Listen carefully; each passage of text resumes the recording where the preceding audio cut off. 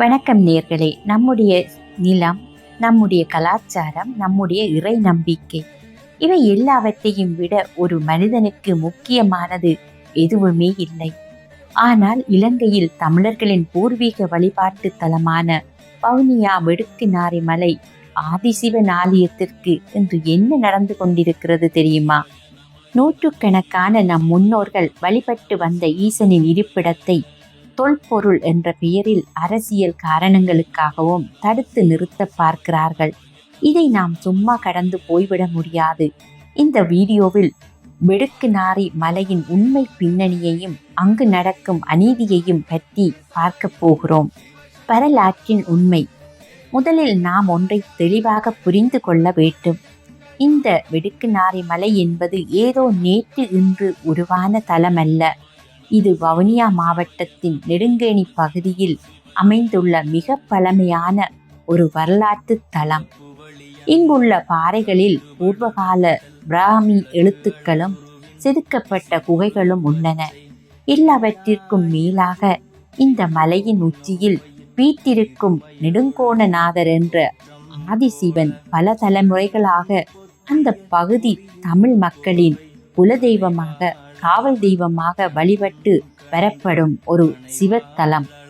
நம்முடைய பாட்டனும் பூட்டனும் கும்பிட்ட ஈசனை நாம் கும்பிடக்கூடாது என்று சொல்ல இவர்களுக்கு என்ன உரிமை இருக்கிறது? நடக்கும் அநீதிகள் மற்றும் கண்டனம். சமீப காலமாக இந்த தலத்தில் நடக்கும் நிகழ்வுகள் நம் நெஞ்சை உலுக்குகின்றன.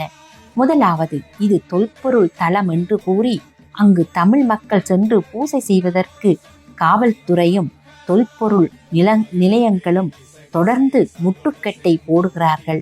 இரண்டாவது, மிக கொடூரமான அங்குள்ள வரலாற்று சிறப்புமிக்க சிவன் விக்கிரகம் மற்றும் பிற சிலைகள் சில சமூக விரோதிகளால் உடைத்து எறியப்பட்டன. ஒரு வழிபாட்டு தலத்தில் சிவலிங்கத்தையும் சிலைகளையும் உடைப்பதை விட ஒரு பெரிய அநீதி இருக்க முடியுமா? மூன்றாவது, மகா சிவராத்திரி போன்ற புனித நாட்களில் விரதமிருந்து மலையேறி அந்நாளை வழிபடச் சென்ற பூசாரிகளையும் பொதுமக்களையும் காவல்துறையினர் அராஜகமாக கைது செய்தார்கள். சொந்த நிலத்தில் சொந்த கடவுளை கும்பிடுவதற்கு தமிழர்கள் ஏன் கைது செய்யப்பட வேண்டும்? இதை நாம் மிக வன்முறையாக கண்டிக்கிறோம். இது வெறும் மத பிரச்சனை அல்ல. இது ஒரு இனத்தின் அடையாளத்தை அளிக்கும் முயற்சி. நீதிமன்ற தீர்ப்பும் தற்போதைய நிலையும்.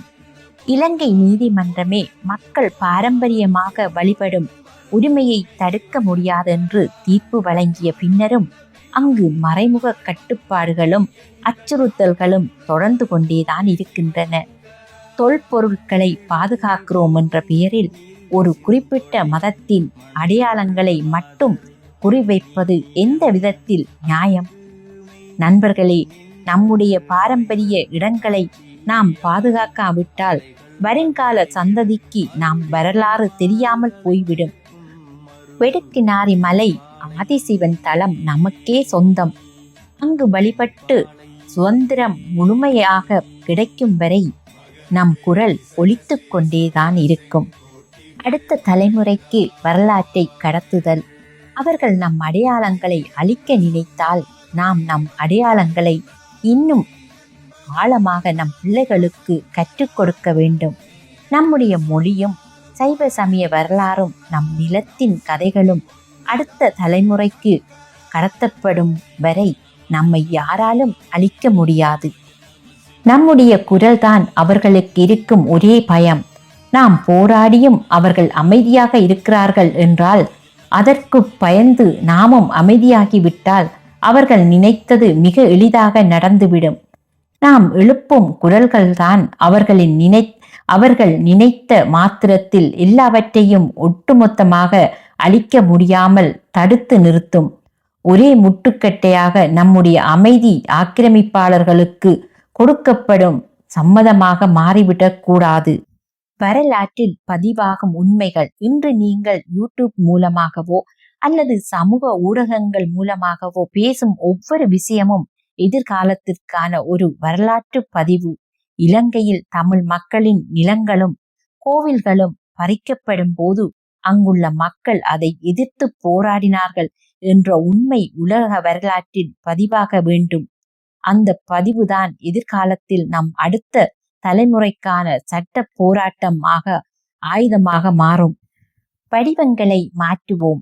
ஒரே வழியில் போராடி முடிவு கிடைக்கவில்லை என்றால் நம்முடைய போராட்ட வடிவத்தை இன்னும் கொஞ்சம் புத்திசாலித்தனமாக மாற்ற வேண்டும். ஆதாரங்களுடன் பேசுதல், சும்மா உணர்ச்சி வசப்படாமல் குறிப்பிட்ட காணி எண்கள், ஆக்கிரமிப்பு செய்த அதிகாரிகளின் பெயர்கள், பழங்கால வரலாற்று வரைபடங்கள் ஆகியவற்றை உலகிற்கு ஆதாரபூர்வமாக காட்ட வேண்டும். சர்வதேச சட்டங்கள், உள்நாட்டில் நீதி கிடைக்காத போது சர்வதேச மனித உரிமை அமைப்புகள் மற்றும் ஜனநாயக சபை போன்ற தளங்களுக்கு தமிழ் அமைப்புகள் மூலம் முறையாக ஆவணங்களை அனுப்பி கொண்டே இருக்க வேண்டும். மனம் தளர வேண்டாம் ஃப்ரெண்ட்ஸ். அநீதி தற்காலிகமாக ஜெயிக்கலாம், ஆனால் வரலாறு எப்பவும் கடைசியில் நீதிதான் இறுதியாக வென்றிருக்கிறது. நன்றி, வணக்கம்.